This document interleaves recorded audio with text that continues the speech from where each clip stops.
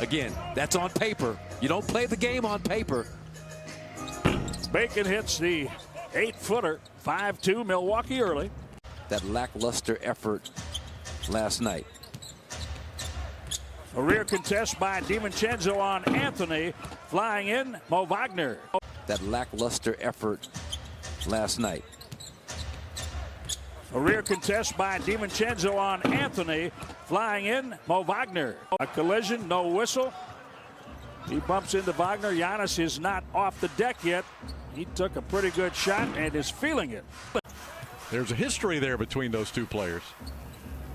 Harris for three, rims out. Wagner with the rebound. And a putback by Mo Wagner. Defense for this team has been just abysmal since April 1st. Wagner hits a three.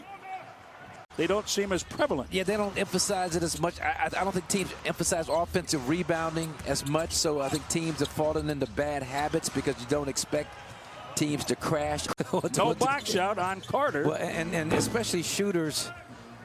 And I can understand just from the standpoint you don't want to commit a bad foul. Drew Holiday brings it across. Less than 4 minutes to play in the opening period. The Bucks trying to win for the 7th straight time in 5-serve forum and for the 7th straight time against Orlando. That's a three-point shooter over the last 7. A lot of those pull-up jumpers from the three-point arc. To Orlando in the deal for Nikola Vucevic. He kind of overshadowed by Marvin Bagley, the third. Good job, Giannis. Good work inside. He powers that one home and has a free throw coming. So I mean, the future is bright, and you know this is take your lumps time for the organization. And all Steve Clifford is asking is that these guys come out and play hard. So I mean, the future is bright, and you know this is take your lumps time for the organization. And all Steve Clifford is asking is that these guys come out and play hard. So I mean, the future is bright, and you know this is take your lumps time for the organization. And all Steve Clifford is asking is that these guys come out and play hard. The game clock works toward the 2-minute mark in the second quarter. Drew Holiday shortens up and then kicks it. Chris Middleton back to Holiday. That bounces away.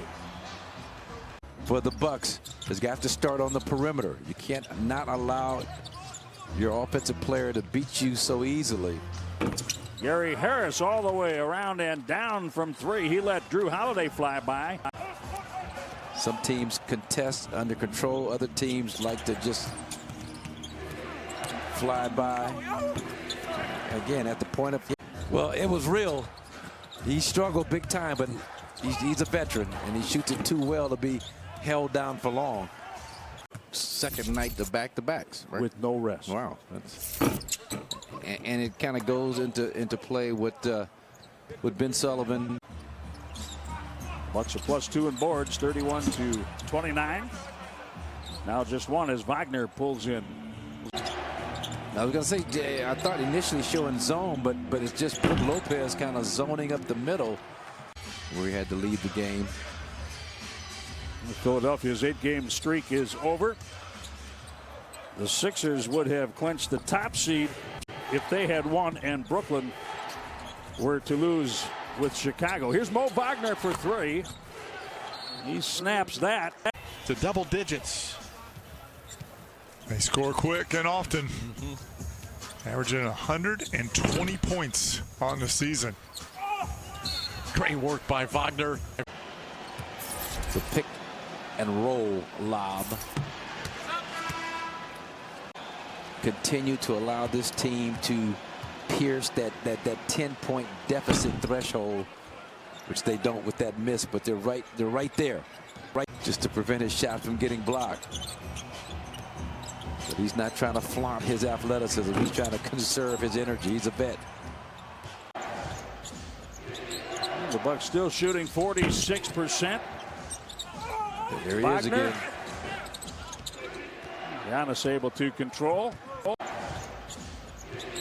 The Bucks still shooting 46%. There he is again. Giannis able to control.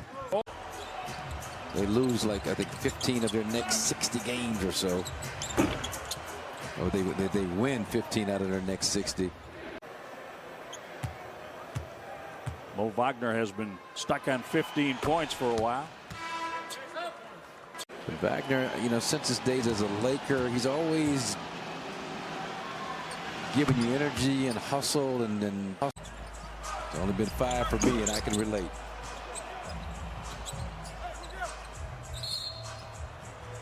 Foul. You know, looking at him in high school. You mentioned earlier, as Connaughton is unable to score at the rim,